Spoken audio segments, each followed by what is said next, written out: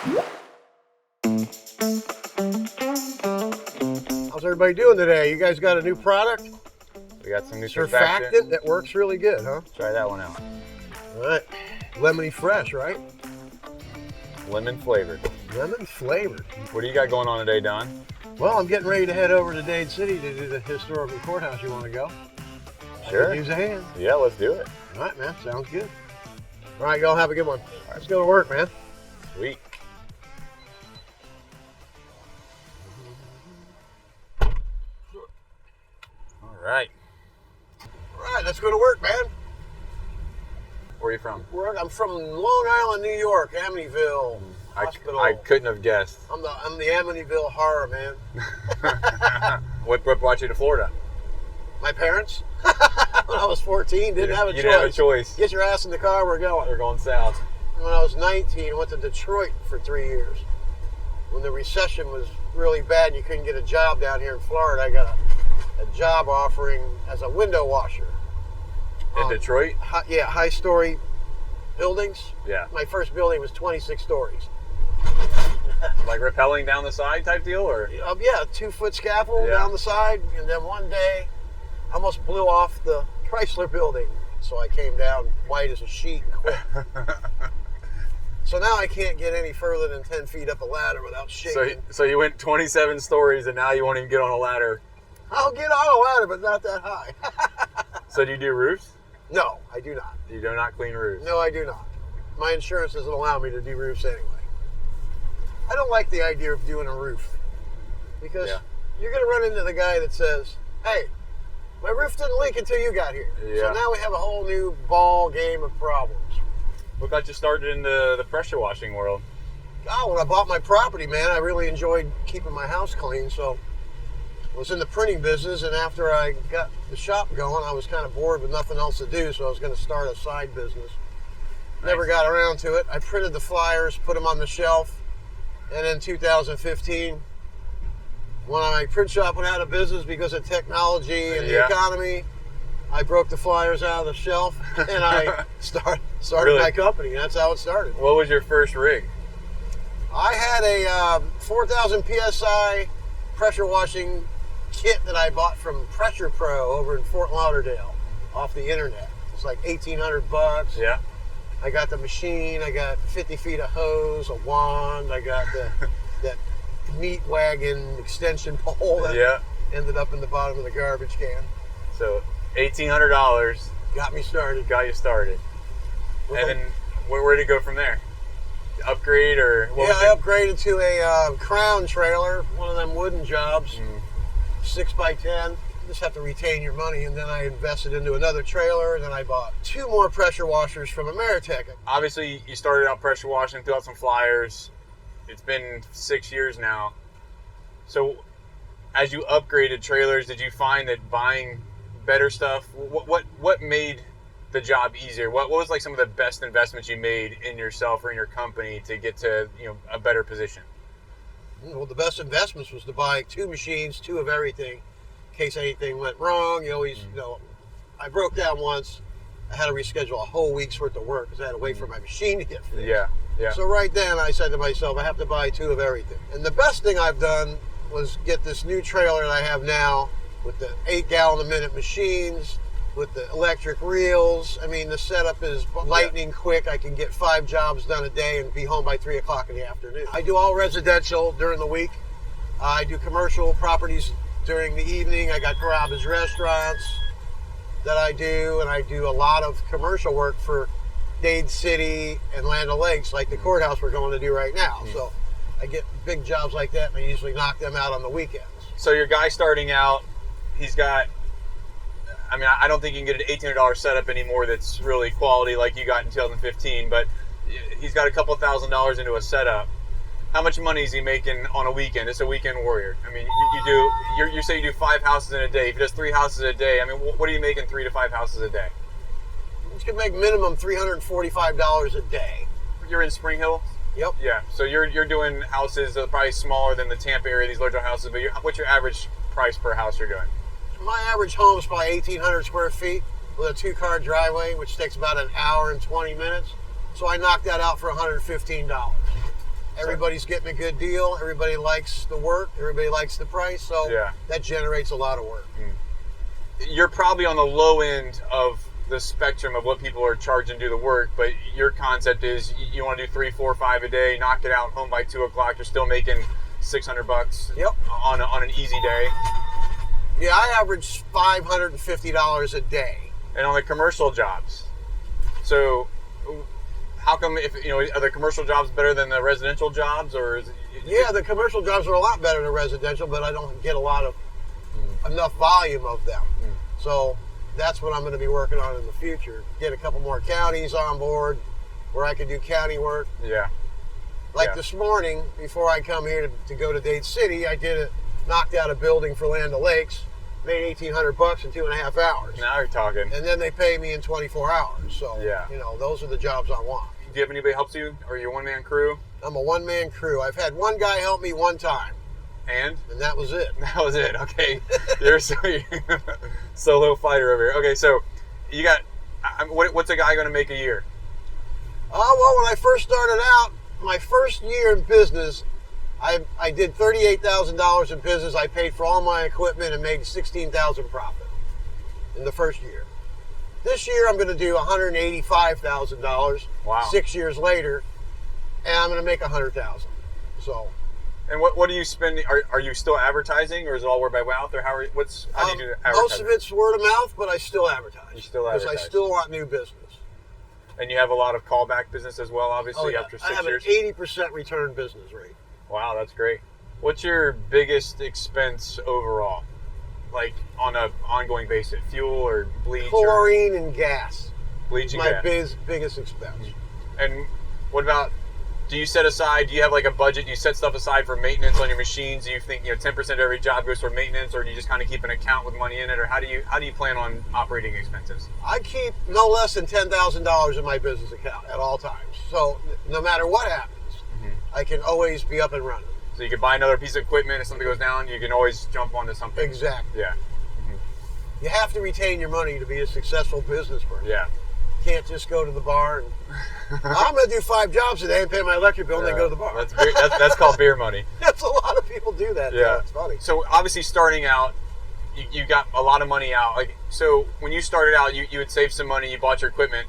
Was there any sort of fear, is this going to work out, or you kind of were in a position you had to do something and you just went full force at it, or? No, yeah, just full force. I've always been a go-getter, entrepreneur. I can always make something work. So, but the printing business went out of business. So when I started this business, I wanted to make sure I was starting a business that wasn't going to go out of business. Oh, yeah. So mold is not going to go out of business. Yeah.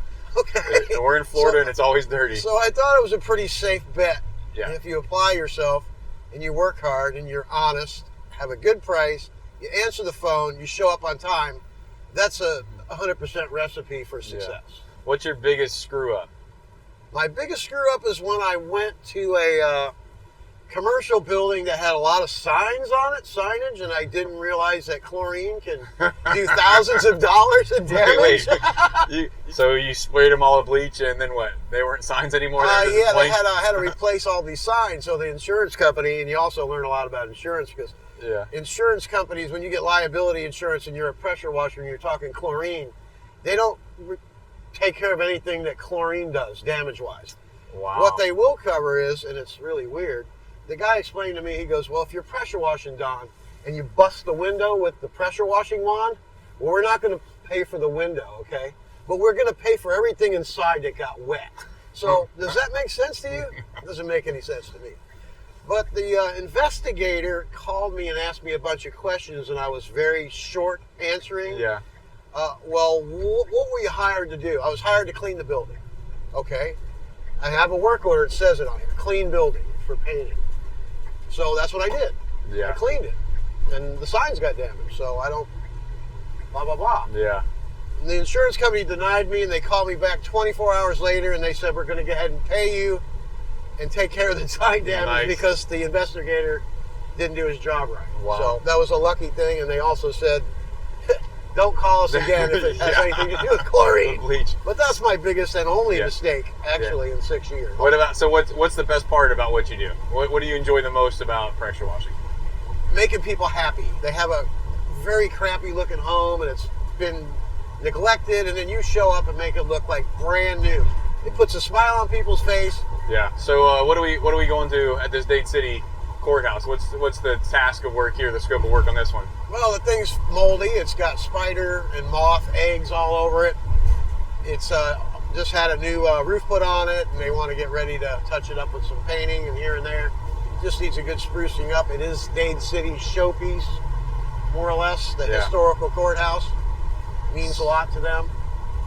So how are we getting on the roof of this monstrosity? Well, you got to go up through the courthouse. It's going to be kind of interesting. I was told you got to go in and you got to go up these stairs, and then a flight of stairs drops out of the ceiling, and then there's another spiral staircase that goes up into the clock room, and you got to climb through a window to get out. It's just, this is James Bond.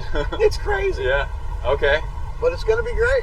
And how long does it take for like a county job? How long does county jobs take to get paid? Do you have to wait 30 days, or are they? Not at all. I get paid as soon as I walk off the job site within 24 hours. Nice. Well, that's good. I send them an invoice through PayPal, and that's how I got the job to begin with. They couldn't find a pressure washer that was willing to do business with them with a credit card. So I said, well, there's an easy solution. I can open up a PayPal account. Yeah. I'll send you an invoice through there, and you can just pay me with your credit card through there. So that's what I do, and it's the only customer that I'll do that with. What's your time frame here? So you've been pressure washing. You started in 2015, 2021. How old are you? I'm 62. 62. So what's the long-term plan here? I got 4 more years left, and I'm completely retired, 1,000% out of debt. Nice. Paying cash for a brand new house in the mountains, and you're out. I have a house here, and you're out. I'm great. I'm gonna sell my business for a couple $100,000.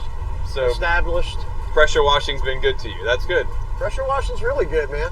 So you used to use 12-volt systems, and I see you now with Ameritech. You got the Zeta gas-driven diaphragm.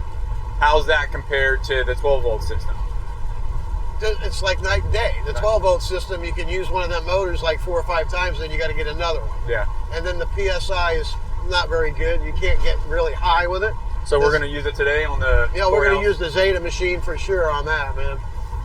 I use it all the time. You get some tough mold that's 2 stories, 3 stories up. You can mix up a batch. Yeah. It wipes out anything that you got to deal with. It's just a great deal.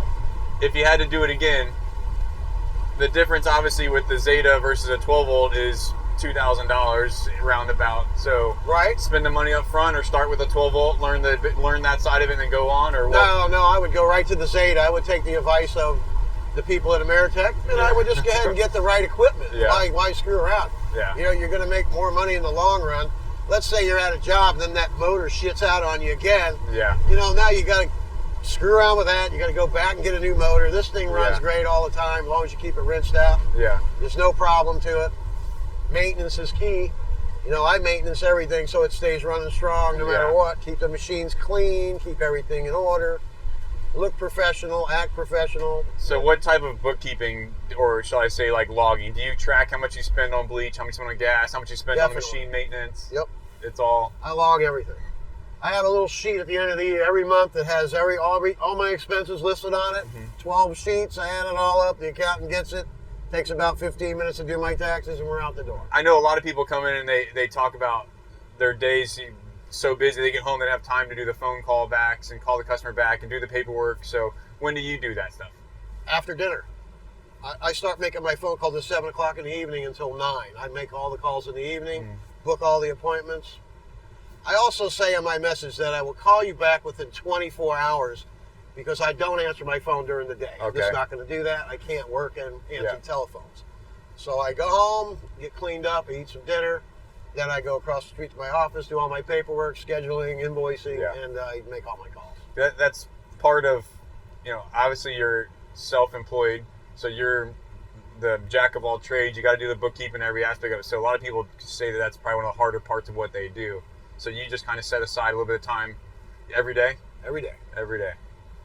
So and I also wake up at 5 o'clock in the morning every day, and I don't start work until 9. So I'm doing paperwork in the morning as well. Yeah. Do you think your organization on that level has helped the business per se? Because some guys, they don't even pay attention to the gas and everything. At the end of the month, they think they made money, they're happy. Or do you think you've been able to go back and look and say, hey, I'm spending too much money on this aspect or that aspect, or? Yeah, I could definitely look back and see what I'm doing, but I'm not spending too much money on anything, really. Yeah. I just spend money that I have to spend. I don't waste money. I just try to be as efficient as I can. Yeah. Supplies, I keep up on supplies. That's another big expense. I buy extra hoses all the time, Yeah. fittings. You don't have any employees, so without having employees, I guess you only have yourself to worry about. And I'm workman's comp exempt. So I don't have to pay any of that stuff either. Because you're a single I'm a single operator. person with no employees, so you can exempt yourself from that nightmare. So, So if I need somebody, I'll subcontract somebody. so what about like Carrabba's? Does Carrabba's let you come on the property without workman's comp? Oh yeah. Yeah. I showed them my exemption. I have an exemption sheet from the state of Florida. Okay. So why do you choose to drive the cargo van versus a truck or other vehicle? Why do you like the cargo van? I like the cargo van because I can keep my expensive surface cleaners inside. Before, when I didn't have the cargo van, I had a surface cleaner ripped off my truck while I was in the backyard cleaning a pool cage. A little free. So I kind of like locking my van up when I'm Yeah. not out front. Have everything. Yeah, that extra hose is in case the water flow is too slow. I can hook up two And run it in. water faucets to get enough flow. So as far as building the trailer, the hose reels, you now have electric hose reels. Would you go back to manual or not? No way, man. I You know. see, I'm wearing this elbow thing because I've been reeling in hose reels for 5 years. Yeah. That was the best thing. That's actually the best piece of equipment on my trailer. Any other form of, like, there's paver sealing and other things you guys do, pressure washer, you just stick to pressure washer? I've done paver sealing before. It's not really my forte. I really didn't like it. Just want to clean some concrete and some You houses. want to come in there and just clean your house, your pool cage, and your concrete, and call it a day, you know? Are we going to be going through this drive-through? If you want. Yeah, we can go inside. I don't care. We can go inside. I don't care. Yeah, I'll run in and grab it. Yo! $100. You gotta have the money if the shit ain't funny, man. The people at Chick-fil-A, they want to get paid. And now for a little music break. What seems so bad now can easily change for the better. If you go to Ameritech, that's true. We're good. All right, well, thanks, Don. That was fun. Yeah, man. I'm glad you came along, man. And thanks for letting me come out with you, and maybe we can join you again. Yeah, I'm sure you will. All right, buddy. Thanks. All right, brother. See ya. Take care.